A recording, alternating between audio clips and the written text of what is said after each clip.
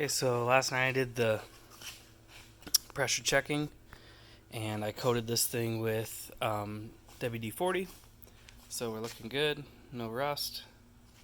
So tonight I got here really quick, popped one of those heads on, and I just used 4 bolts, 1, 2, 3, and 4, just to hold it on here, just give me something to work with. And so what I'm going to try and do is I took 2 of these rocker arms off, so there's the two rockers. And what I'm going to try and do is make a deal that goes here, and I can use this nut and stud as leverage, so I can push down and get the springs pulled. So I'm going to try and do that. I just took 2 off quick to try with. I think I'm going to take just a piece of angle and kind of make a thing. It's going to be pretty ghetto, but I'm going to try. And so we'll see how it goes. Alright, so I made a little modification to, I was going to run that off the stand right there. But what's happening is, as I was pushing the, compressing the spring with my little tool that I made, it was basically pushing the valve down into the cylinder. So I've done a couple here. I'm on to the middle of the head here, and I wouldn't say that it's overly convenient. If I was a professional, obviously I would pay to have this done, or to buy the tool. But in this instance, since we're just plodding through here, I think this is probably the best way for kind of a DIY type situation. So you have your rocker arm loosened up right here. Take this guy off, set him aside, save your nut, and then my tool is literally a piece of angle iron with a smaller hole and a larger hole. And all I did to figure this out was I just put it over the stud centered up, and then put it over the valve centered up.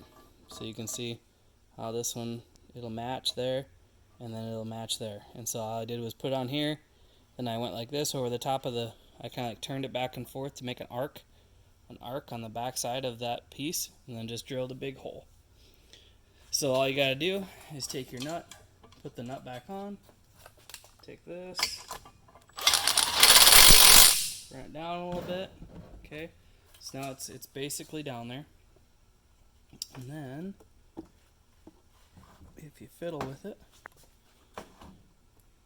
we can push that down. And the reason I took it off the stand is because I took this piece of plywood, which is the appropriate size for the entire head, and I put one bolt in, one of the head bolts in, like what, right here, or oh, it's on this end over here, on the very end, and I put one on way on the left side of the screen, like over there. So basically the head is bolted to that piece of plywood, and the reason for that is, now when I go to actually run this lever and push down, the valve does go down a little bit, but it doesn't go all the way out. So anyway, so you push down a little bit, and then I took this screwdriver and I actually magnetized it, or tried to. I don't know how well that worked overall, but basically with enough fiddle in here, like I said, if you were going to do this for a living, I would get the tool. But in a pinch, I'm a couple days away shipping, so I really don't want to wait for that. This is worth my time. So I'm going to actually loosen this and reposition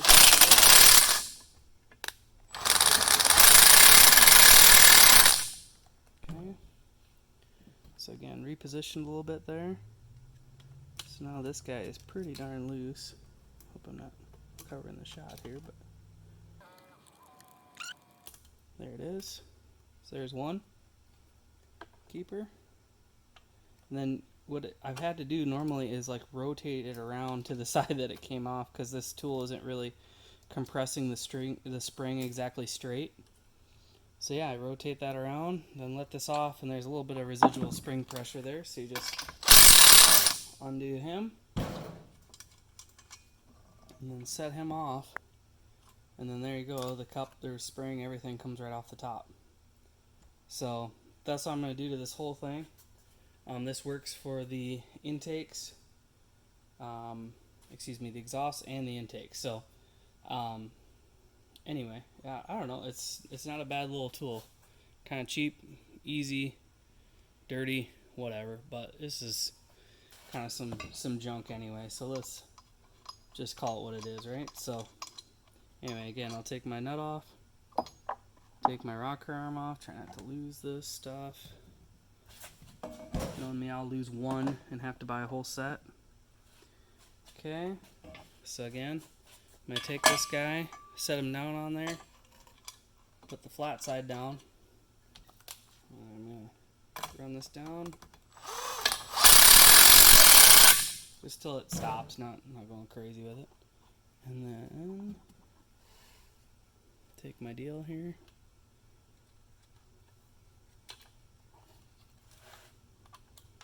And you kind of get I was kind of in the groove, then I stopped to set up the camera, but kind of get used to what you're looking for. Kind of got a fiddle.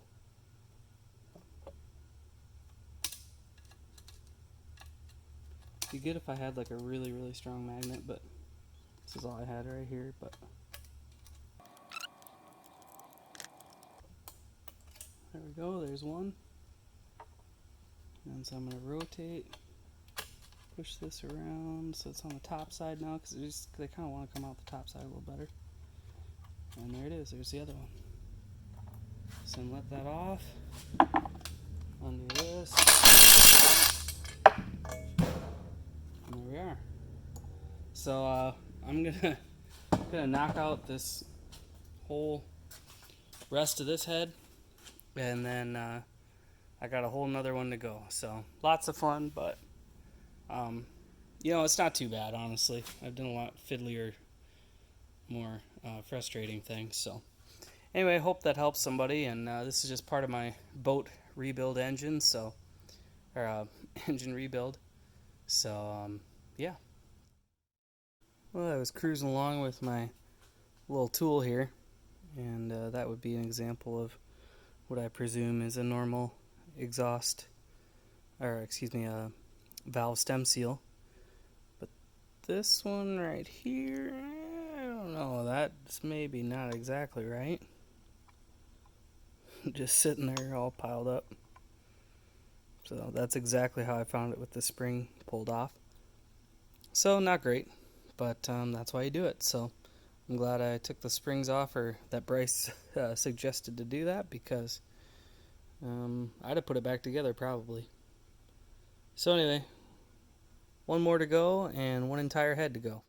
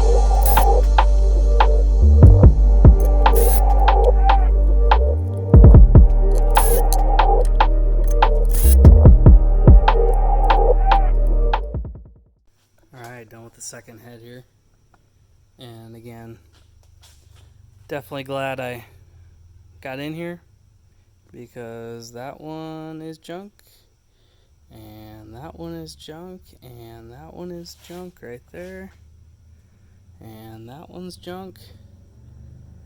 So what, 4 out of 8? Not great.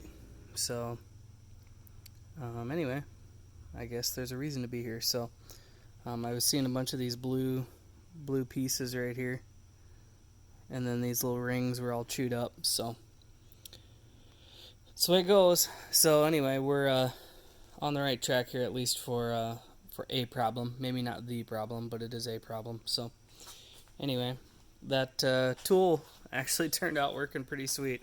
Real time, that took 11 minutes to do, to take that off. So, not bad. I'm sure going on will be more of a fuss, but at least taking it off was pretty easy. So anyway, I'm going to bag this stuff up and I think wait on some parts. So anyway, thanks for watching.